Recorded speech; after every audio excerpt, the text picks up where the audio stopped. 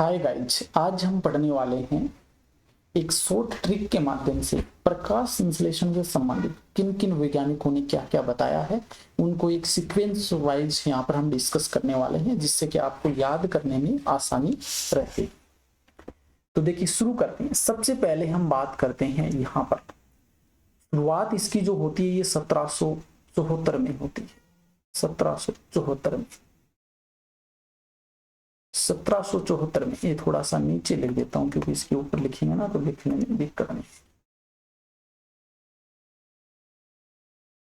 1774 में इसकी शुरुआत होती है और शुरुआत की सबसे पहला जो वैज्ञानिक का नाम आता है वो है जोसेफ प्रिस्टले। तो इसको मैं प्रिस्टले लिख देता हूं, प्रिस्टले,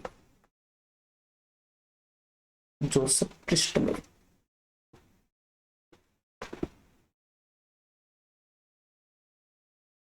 जोसेफ प्रिस्टले की हम बात करें तो इसने सबसे पहले जो बताया था, ये बताया था ऑक्सीजन की खोज के बारे में। तो इन्होंने क्या किया था, ऑक्सीजन की खोज की थी, ऑक्सीजन की खोज। तो ऑक्सीजन की खोज है वो प्रिस्टले के द्वारा बताई। इसके बाद में देखिए हम बात करें तो नेक्स्ट जो आता है निकल कर वैज्ञानिक, और जिन्होंने कब कार्य किया था तो ये बात है 1779 की। 74 के बाद में आपको याद रखनी है 79। वैज्ञानिक आपको याद रखना है इंजेन हाउस। वैज्ञानिक का नाम क्या है, इंजेन हाउस। पूरे के पूरे वैज्ञानिक बता दूं आपको, इंजेन हाउस।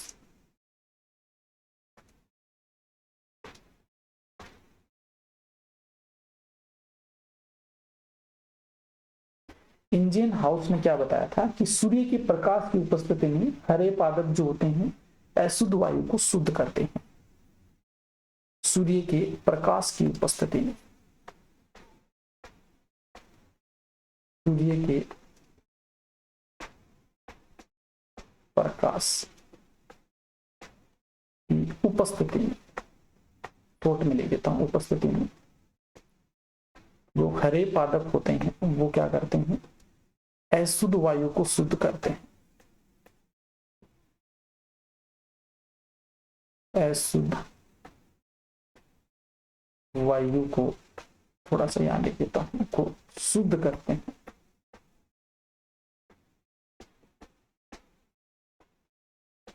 करते हैं, ये बताया था इंजेन हाउस नामक वैज्ञानिक। इसके बाद में नेक्स्ट हम बात करते हैं, यहाँ पर जो नेक्स्ट वैज्ञानिक आता है उसकी बात करें तो वो है 1845 ईस्वी। पूरे के पूरे यहाँ पर डिस्कस करेंगे हम 1845 में, और वैज्ञानिक का नाम है वॉन मेयर।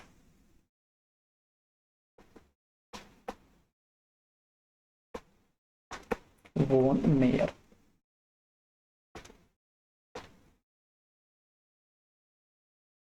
वॉन मेयर ने क्या बताया था, वॉन मेयर ने बताया था कि हरे पादप सूर्य की जो ऊर्जा है उसको रासायनिक ऊर्जा में बदलते हैं। जो पादप होते हैं ये सौर ऊर्जा को रासायनिक ऊर्जा में बदलते हैं।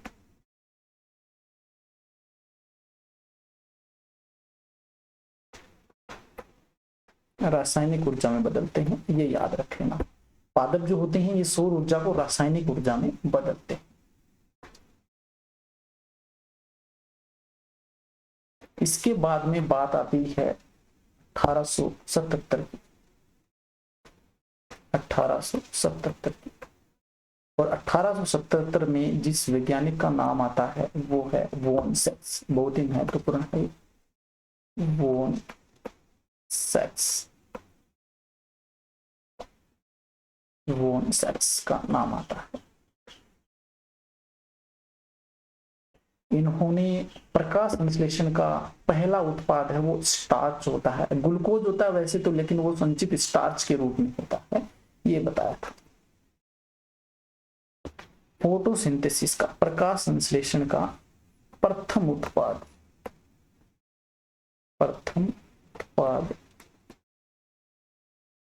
वो होता है स्टार्च। ये याद रख लेना, इंपॉर्टेंट है, ये वॉन सैक्स ने बताया था। इसके बाद में जो नेक्स्ट वैज्ञानिक आते हैं, इसके बाद हम जो लिखें तो यहाँ पे लिख लेते हैं, ये बात है 1905 की, 1905 में। और 1905 में जो वैज्ञानिक आते हैं उनका नाम है ब्लैकमैन। बहुत ही महत्वपूर्ण है ये भी, ब्लैकमैन।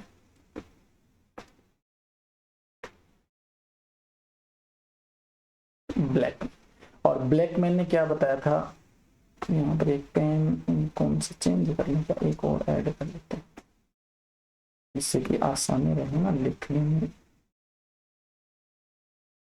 ले लेते हैं, ये ठीक है। ब्लैकमैन ने क्या बताया था, एक तो सीमाकारी कारक नियम दिया था इन्होंने,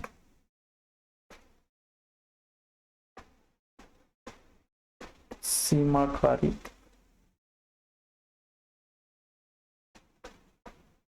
कारक नियम, सीमाकारी कारक नियम बताया था। और एक इन्होंने अप्रकाशिक अभिक्रिया के बारे में बताया, अप्रकाशिक अभिक्रिया, अप्रकाशिक अभिक्रिया के बारे में बताया था। सीमाकारी कारक और अप्रकाशिक अभिक्रिया के बारे में ब्लैकमैन ने बताया था। अब जो नेक्स्ट डेट हमें याद रखनी है जिसमें मेन इंपॉर्टेंट काम हुआ था वो था 1931। 1931 याद कर, देखिए सभी आप आराम से याद कर लेंगे, कोई दिक्कत नहीं आएगी। 1931 की जो डेट थी, इसमें जो वैज्ञानिक का नाम आता है वो है वोन नील। ये भी महत्वपूर्ण है, वोन नील। वोन नील थे, इन्होंने क्या किया था, वोन नील ने ऑक्सीजन है इसकी ये उत्पन्न किससे होती है प्रकाश संश्लेषण में, ये बताया था। ऑक्सीजन की जो उपस्थिति है, यानी ऑक्सीजन है, ऑक्सीजन जल से उत्पन्न होती है, ये बताया था। ऑक्सीजन जल से उत्पन्न होती है,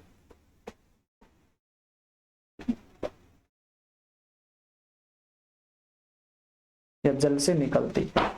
ऑक्सीजन जो होती है, जो प्रकाश संश्लेषण में ऑक्सीजन बनती है, वो जल से उत्पन्न होती है, ये बताया था। अब आगे है नेक्स्ट वैज्ञानिक का जो नाम आता है वो है हिल। ये भी महत्वपूर्ण वैज्ञानिक है। 1900 के कब की बात है, 39 की, 1939 के अंदर वैज्ञानिक का नाम था हिल।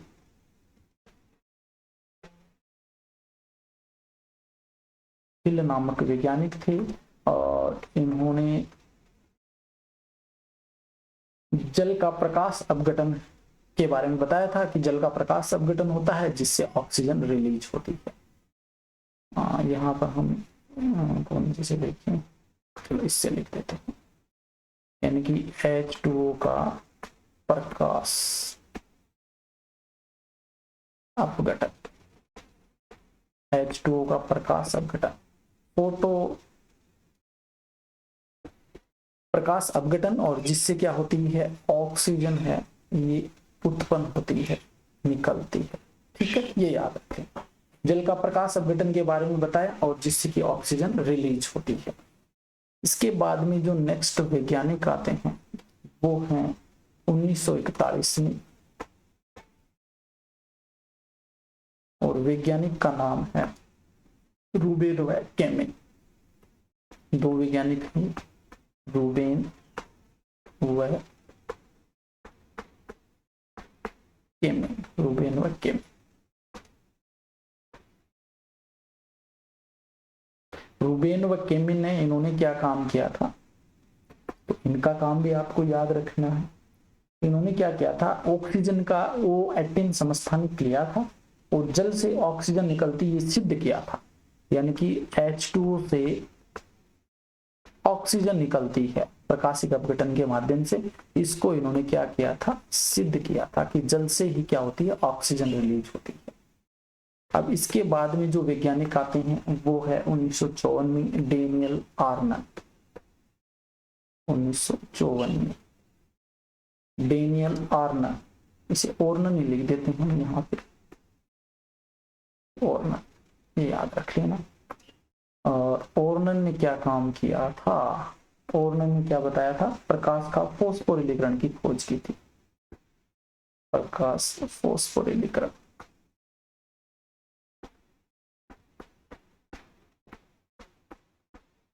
फोटोराइलेशन, प्रकाश फोस्फोरिलीकरण की खोज की थी इन्होंने, खोज की थी ओर्नन ने।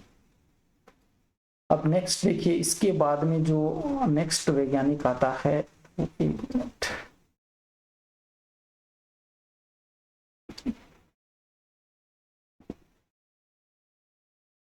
और ये बात है 1954 की।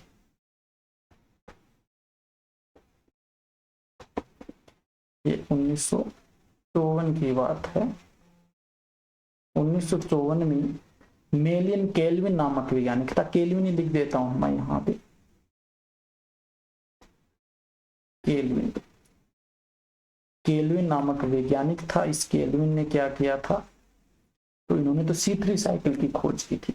एक तो कार्बन स्थिरीकरण पथ बताया था इन्होंने, ये ले लेते, कार्बन स्थिरीकरण पथ।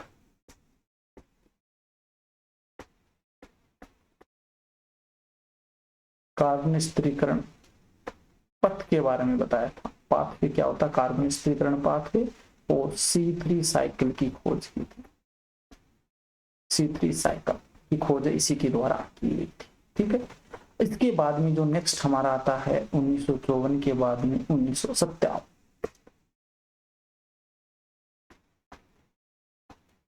1957 में क्या बताया था? 1957 में इमर्सन नामक एक वैज्ञानिक था, इमर्सन, और इन्होंने रेड ड्रॉप और इमर्सन प्रभाव के बारे में बताया।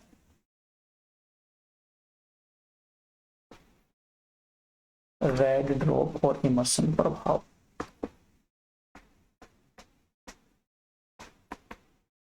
रेड ड्रॉप व इमर्सन प्रभाव,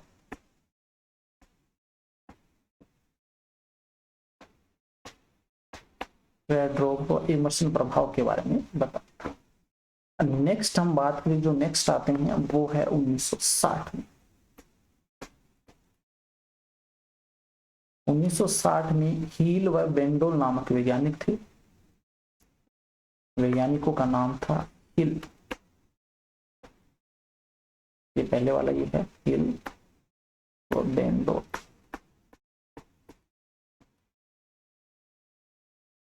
हील व बेंडोल नामक वैज्ञानिक थे। इन्होंने क्या किया था? इनके लिए भी इंपॉर्टेंट बातें हैं। तो एक तो प्रकाश तंत्र के लिए, पीएस, प्रकाश तंत्र के लिए, पीएस के लिए जेड स्कीम की खोज इन्होंने की थी। Z scheme very very important है। जेड स्कीम की खोज, जेड स्कीम की खोज वो इनके द्वारा की गई थी। इसके बाद में जो नेक्स्ट वैज्ञानिक आते हैं वो हैं 1961 में पीटर मिशेल।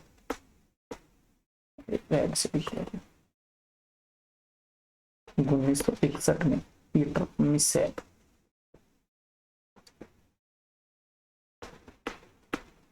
पीटर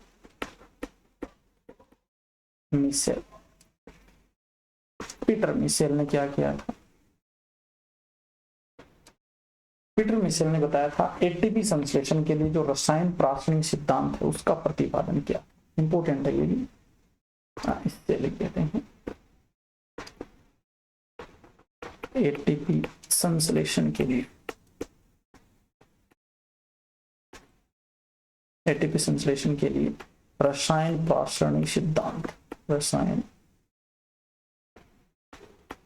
प्रासरणिक सिद्धांत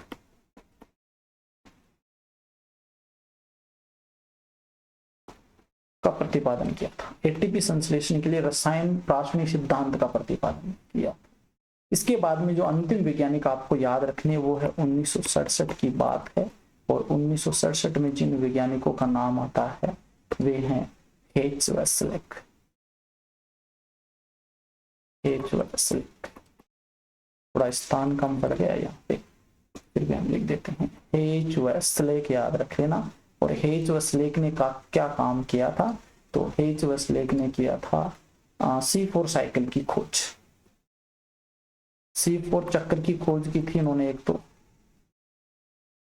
ठीक है। इसके अलावा हम बात करें तो CO2 स्थिरीकरण के बारे में बताया था, CO2 स्थिरीकरण के बारे में बताया था। तो ये मैंने जितने भी वैज्ञानिक आपकी प्रकाश संश्लेषण से संबंधित जुड़े हुए हैं वो सभी मैंने बता दिए। प्रिस्टले O2 की खोज इंजन हाउस सूर्य के प्रकाश की उपस्थिति में पादप अशुद्ध वायु को शुद्ध में करते हैं। वॉन मियर है, इन्होंने सौर ऊर्जा को रासायनिक ऊर्जा में बदलने की बात की थी कि प्लांट ऐसा करते हैं। वोन सेक्स है, इन्होंने बताया प्रकाश संश्लेषण का प्रथम उत्पाद स्टार्च होता है। फिर आते हैं 1905 में ब्लैकमैन, इन्होंने सीमाकारी कारक नियम और अप्रकाशिक अभिक्रिया के बारे में बताया। वोन नील ने बताया कि जो ऑक्सीजन उत्पन्न होती है प्रकाश संश्लेषण में वो जल से उत्पन्न होती है। हिल ने बताया H2O का प्रकाशिक अपघटन होता है जिससे ऑक्सीजन रिलीज होती है। 1941 में रूबेन व कैमन ने बताया था कि इन्होंने सिद्ध किया कि जल से ही ऑक्सीजन रिलीज होती है। ऑर्नन ने प्रकाश फॉस्फोरिलीकरण के बारे में बताया। फिर 1954 में केल्विन ने C3 साइकिल की खोज की और कार्बन स्थिरीकरण पथ के बारे में बताया था। फिर 1957 में इमर्सन, इन्होंने रेड रॉक व इमर्सन प्रभाव के बारे में बताया।